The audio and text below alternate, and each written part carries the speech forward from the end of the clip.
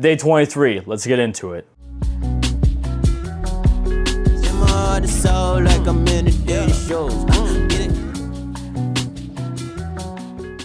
Today we're taking a look at the Englewood 3.0, which is the third shoe in the low-top Englewood series that Adidas had with D-Rose, and these came out back in, I think it was like 2015 or so.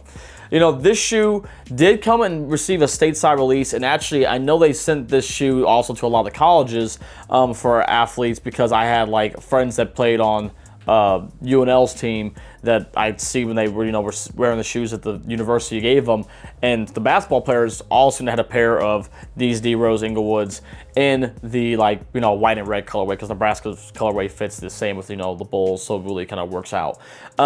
But this shoe actually is a pretty decent shoe. The Englewood line is something that not a lot of people really know about or really talk about much, but it was basically a low top line of performance-driven basketball shoes that Adidas had with D-Rose that were separate from his actual main line shoe. So these weren't like, a team sig, but I guess you can kind of look at them as like a team signature shoe, because usually these shoes kind of featured stuff that was in the high top version of the team signature shoe, which was the 773 line, and then put it into like a low top package. Because with the main line, you would have like low tops, like the 2.5s had lows. Well, the 1.5s had low, the 2.5s had lows, the 3s had lows. No, I never saw any 3.5 lows.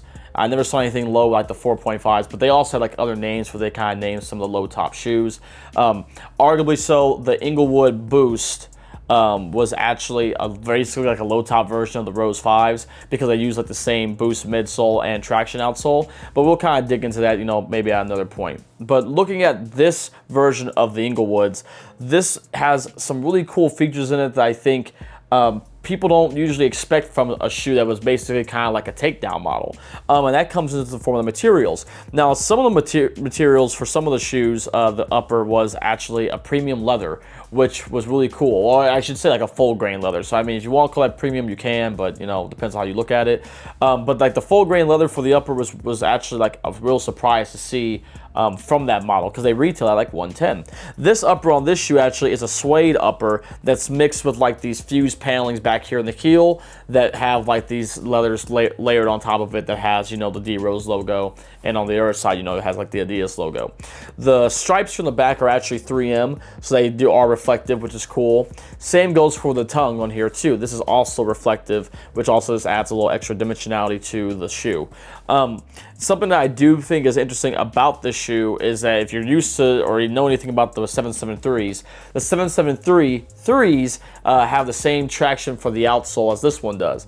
But the technology that's used in this outsole is something that a lot of people, if they knew about it more, would probably ask for more often, which is OddiWear.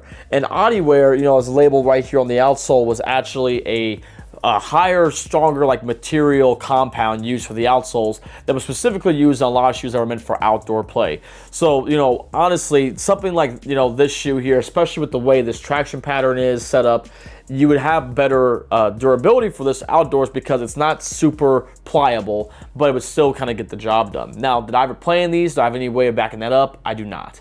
But it is something that just should be noted for you guys. Something else that I do find cool about the shoe is that the outsole does have all these D-Rose logos used as a pattern on here for the outsole itself. These shoes also have a midsole that I believe is mostly comprised of EVA. I found reports online that say that the midsole also involved Adiprene in it, but when taking a look at taking the insole out and trying to inspect for it, I really can't seem to find it. But some places do report that this has Adiprene Plus. I can't really confirm that, nor will I deny it. That might be the case. I may just not be able to find the right information I need for it. But I digress. They also feature a torsional system in here as well too, which, as you can see, about its torsional plate right here. That's just to help give some more stability to the shoe and help it not be overly flexible, so that you won't have any issues basically with it comes your arch and stuff of that nature. Now, if you were trying to find a pair of these today, your best bet is probably eBay, but I should talk with you guys about sizing. Sizing of these, I would go true to size in them. This shoe came out during the era in which I usually went down half a size in D-Rose models, but for this shoe, I definitely would have gone true to size. I was going to play basketball in them, because I have a 9.5 in these right here, and I mean, does my foot fit in them? It does. but I mean, it's a snug fit. I don't really think I think I did try, actually. I forgot if I filmed this for the on feet earlier or not, but I don't think I could fit this on with my speed wrap, and if I did, I know it was super tight. But you know, it's not a horrible thing, but it is something that just kind of is like, you know, it's not super ideal or exactly what you would like really want to have happen. Something else to kind of point out as well that is a little feature that some people might like. I pull this lace out, you'll see here that it has, you know, a little chrome piece for the eyelet there, which just makes it a more durable eyelet hole than if it had been something else, which also kind of speaks to the material being for, you know, outdoors. And that's the other thing too, I will say, with using, you know, the leather on there, it's a more durable material than using like a mesh upper or something of that, you know, nature. A lot of the Rose shoes would use a form of mesh or sprint web, you know, the sprint skin. We talked about those a lot this month.